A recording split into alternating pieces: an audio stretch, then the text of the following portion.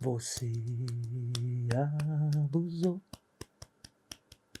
tirou partido de mim, abusou. Ea! Salve, gente minha, Cláudia Rica de cá. Nós vamos falar de bordas e limites. Mas não faz mal, é tão normal ter desamor. Não é tão bacana sofredor. A gente sofre por coisas muito sutis nas relações familiares, de casal, com os filhos, com os pais, com os parentes, às vezes até mesmo no trabalho, por falta de bordas e limites. A gente poderia chamar de combinados de horário, de entrega, de meta, de responsabilidade dentro de uma casa. Esses são até mais fáceis de estabelecer. A questão maior que eu queria hoje trabalhar com vocês é de bordas e limites do mundo do subterrâneo, do mundo do não verbalizável, ou pelo menos não tão naturalmente verbalizável, porque orgânico é natural o jeito de a gente viver. Alguns exemplos que eu colecionei aqui com as pessoas. Eu não gosto quando as pessoas chegam me dando uma opinião, não sugerindo, não encontrando um jeito de colocar a opinião, mas meio que já impondo o seu jeito de pensar. Para nós brasileiros, então, nós temos um pouco esse jeito camarada, essa síndrome de bons meninos. A gente não pode ser muito direto e dizer não, a gente não pode ser direto demais e dizer o que pensa. Tem um jeito que muitas pessoas consideram ser firula, ou ser hipocrisia, ou ser mimimi, e que, na verdade, faz parte da nossa cultura.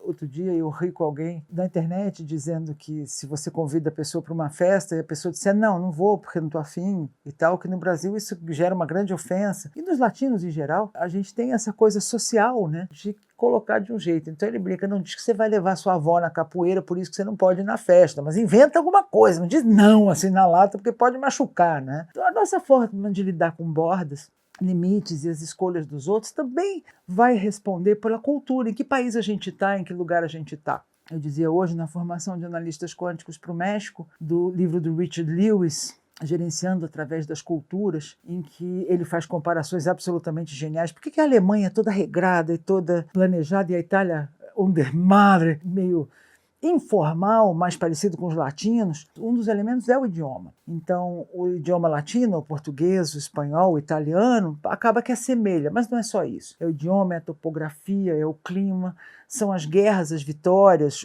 as derrotas, as pestes, que fazem o tal do mindset, a mentalidade, como está no livro do Richard Lewis, que já é um livro clássico, chegando em português em 2022 pela Universidade Quantum e a Quantum House, em que as pessoas vão buscar se organizar e prosperar de uma determinada maneira. E esse se organizar e prosperar também vai fazer os organogramas nas empresas, vai fazer o jeitão das famílias funcionarem. Interessante, né? Isso fala um pouco sobre bordas e limites. Nesse livro, o Richard Lewis escreve que você vai entender perfeitamente por que um alemão é super disciplinado, técnico, com esse histórico que eles trazem, temperatura, língua, idioma, perdas e ganhos, guerras, etc., e a maneira como ele se organiza, e por que o italiano é solto, é informal, é mais afetivo, e por que qualquer brasileiro chega 2 horas atrasado num cocktail party? Eu morro de rir com essa história. Porque eu digo, como é que ele sabe, né? Não é que é mesmo? Tem algo a respeito da colonização, da burocracia, dos aspectos demorados que faz a cultura dizer, não dá para você andar na risca com isso aqui porque ninguém aguenta, né? É um livro curioso, vale a pena você ler e conhecer melhor sobre isso. Mas bordas e limites também tem a ver com o nosso contexto, com a nossa cultura. Quando essa pessoa me diz, olha, eu não suporto que a pessoa chegue dando a opinião, ou então chegue falando o que ela acha da minha vida sem eu ter perguntado, é uma forma de invasão. E também em casa, no relacionamento, nas coisas combinadas, quem tira o lixo, quem cuida de determinadas responsabilidades, lavar a louça, tirar o lixo, cuidar de coisas, são combinados que às vezes são extremamente ofensivos para nós quando eles são abandonados ou quando a gente fica com o mico preto na mão, tinha um combinado e o outro não fez. Também podemos ser extremamente ofendedores quando o combinado é de a gente fazer e a gente não faz.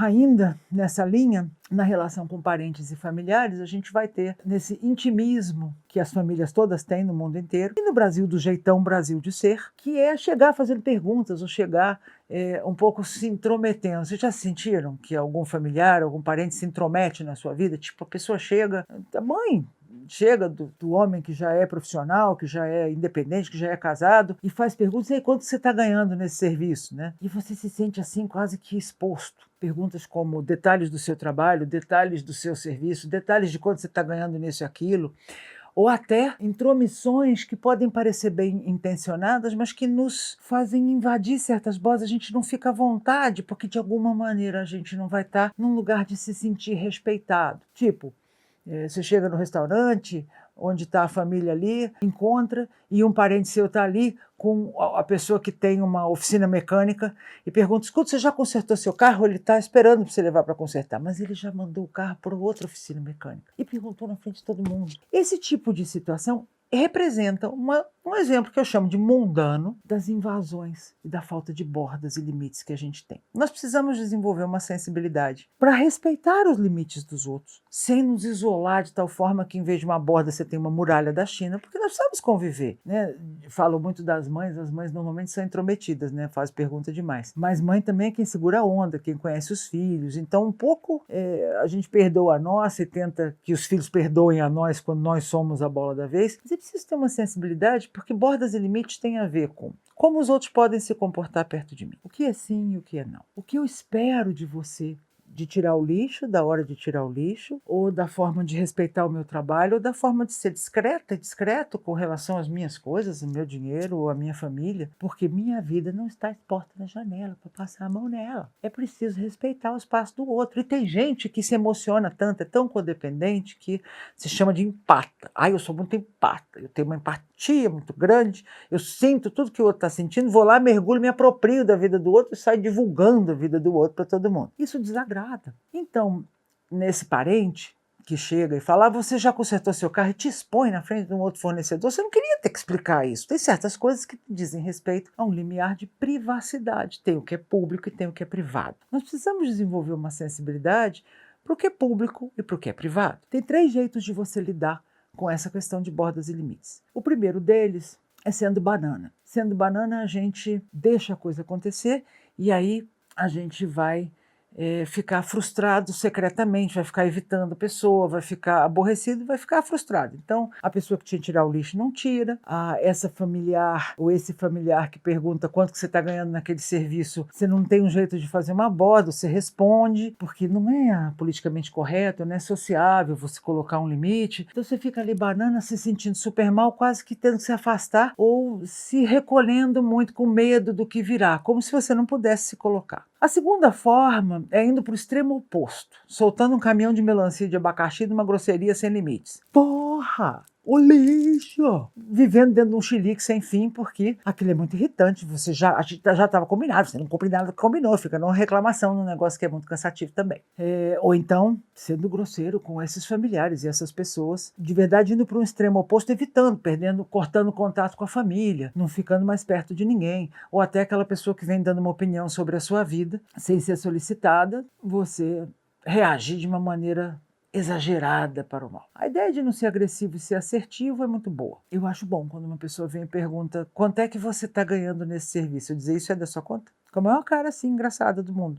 Encontrei um jeito meu de me sentir à vontade, consigo mesma e me própria, e mim mesma, consigo própria em mim mesma, e de não responder, porque tem gente que mantém o controle através de fazer perguntas, ou até tem um interesse, ora pois, os mais velhos, os familiares, às vezes querem saber da gente, querem participar da nossa vida, tem um afeto envolvido nisso. Mas as questões inapropriadas precisam ser pontuadas. Você tem o direito de dizer não e de ter bordas e limites, porque quando você não tem bordas e limites para o seu espaço, você também se torna invasivo. Pode querer participar ou sentir coisas da vida do outro para não cuidar da sua. Então, às vezes, de quanto que você está ganhando nesse serviço? Isso é da sua conta? Nossa, que feio, sua mãe te deu cartão não? Faça uma brincadeira, tira de lado, mas não fica nessa coisa nem de ser banana, nem de ser irritadiço, mas de ser assertivo. Chama, escuta, vamos rever o negócio do lixo? De boa. O problema é que as neuroses complementares aparecem na vida da gente. Então, às vezes uma pergunta da pessoa já para nós é uma crítica, é uma provocação, é uma cobrança, é uma maldade e não é só o horário de tirar o lixo. Então a gente tem que também se desarmar um pouco, porque fica cansativo a gente ficar de rusgas.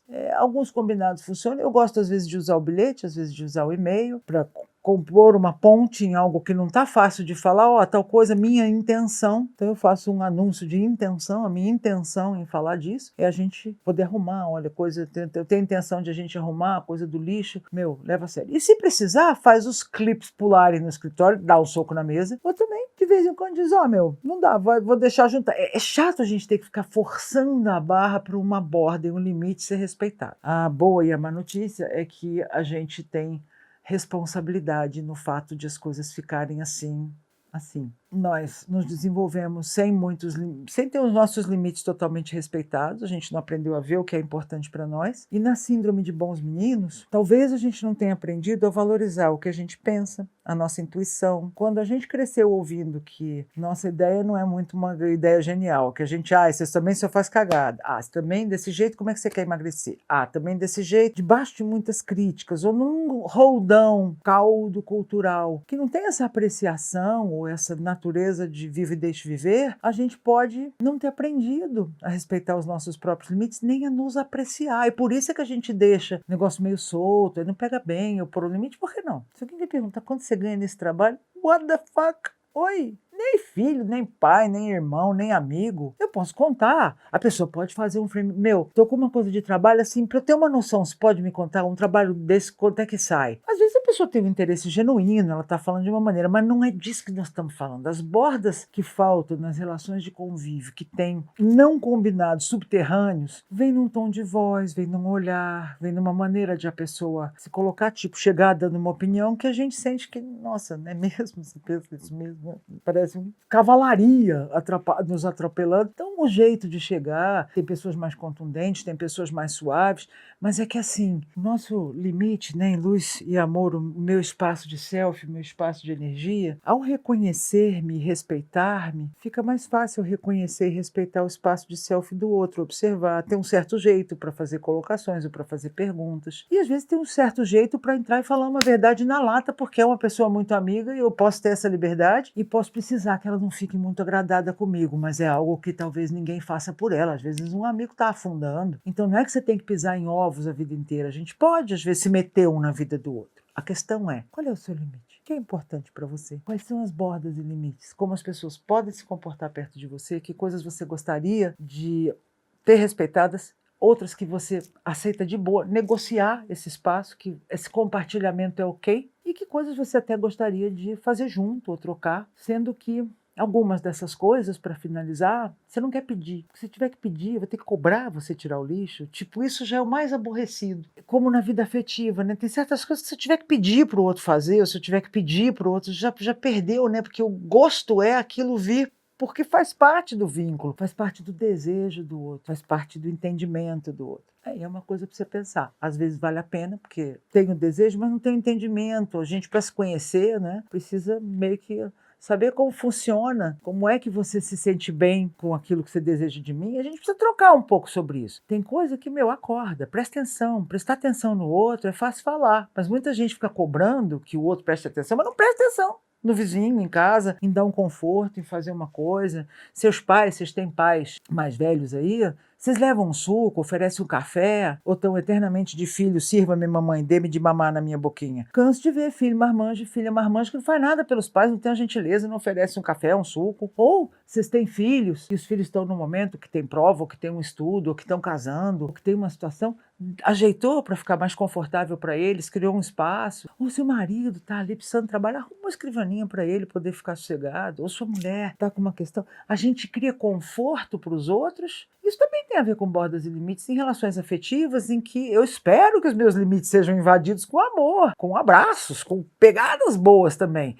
Mas naquilo que é a minha dignidade, meu espaço de selfie, meu conforto, eu preciso me comunicar. Se não combinar, o outro não vai adivinhar. Então isso também é construído. Quando não dá para combinar e tem uma situação verdadeiramente invasiva, você simplesmente pode dizer, é da sua conta? Quanto que eu estou ganhando nisso? Ficou doido, querido? Não. Então é preciso saber dizer não. E é preciso estar à vontade na própria pele. Por isso trabalha a culpa de ser si mesmo, o medo de desagradar, a autocrítica, o autonojo, o auto-ódio. Você já se põe tanto para baixo, que se for abrir a boca, imagina se não vai pôr no limite. Melhor não, melhor você ficar 3 dias triste do que falar alguma coisa. E carrega o lixo sozinho, né, idiota? Então tem que parar de se criticar e poder ter Então, você é razoável nesses limites? Você dá o suficiente na sua contribuição, na apreciação, no serviço das coisas ou em respeitar o espaço do outro? E se abrir de uma maneira que para você funciona, é legal que a gente perceba nossos limites, os respeite e trabalhe junto com as pessoas, porque é impossível ser feliz sozinho,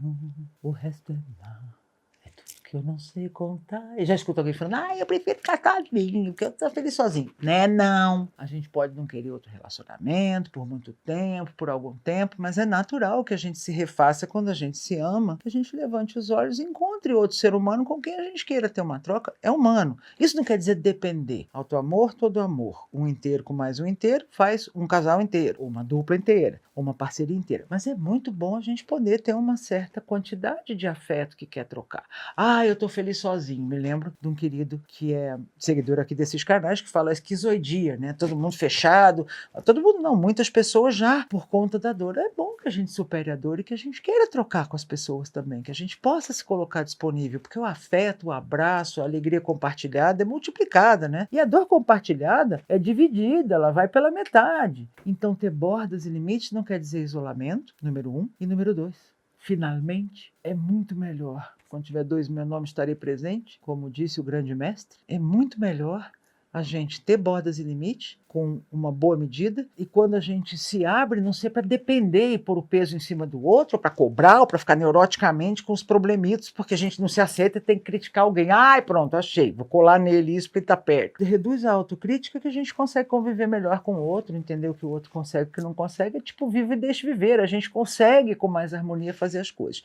Mas é preciso ter um nível de autonomia e independência pessoal para se atender. Você sabe se curar? Você sabe se acalmar? Você sabe falar bacana com você, fazer as coisas que você quer, negociar, mas tem umas obrigações que são chatas, né? Faz parte. Mas às vezes a gente não consegue nem falar de dividir uma conta que é mais do que obrigação que o outro ou os outros que estão perto façam junto conosco. Então a gente também tem que crescer, deixar de ser nhenhenhen e de boa falar, isso aqui preciso dividir, encontrar uma maneira de falar, nossa, como é legal. Costumo dizer que onde todos trabalham menos. Então, bordas e limites é uma ótima questão de saúde mental, onde não há limites, há patologia. Tem um outro vídeo meu, bordas e limites, 12 sinais que você precisa estabelecê-los, para falar de relação com narcisistas e psicopatas que atropelam bordas e limites de qualquer forma. É ótimo que esse tema esteja aqui. E de novo, quando tiver 2, meu nome estarei presente. Quando a gente está junto, a gente tem mais alegria. Escolha quem são as pessoas que podem estar perto de você. Essa é uma outra forma de trabalhar bordas e limites. Não é qualquer amigo que tem que ser amigo de convívio, não é qualquer pessoa que pode saber suas intimidades, nem saber quanto que você ganha no serviço. Mas existem aquelas pessoas que sim, podem estar numas relações, numas partes da sua relação, numas partes da sua vida e até saber mais coisas. Mas que é certo, é certo. É impossível ser feliz sozinho. O resto é mar. É tudo que eu não sei contar. São coisas lindas que eu tenho pra te dar. Fecha tudão, com borda demais a gente não recebe nada tão pouco. Se você gostou desse vídeo, conhece alguém que você acha que também vai gostar, que vai ser útil, manda pra ele e ajuda a gente aqui. Se inscreve no canal, curte, comenta, porque eu gostaria de saber o que você pensa. O que são as coisas mundanas da sua vida sobre bordas e limites que te incomodam? Como que você supera isso? Como que você resolveu uma situação dessa? Isso ajuda a gente na comunidade, que a gente vai aprendendo junto. Valeu, obrigado.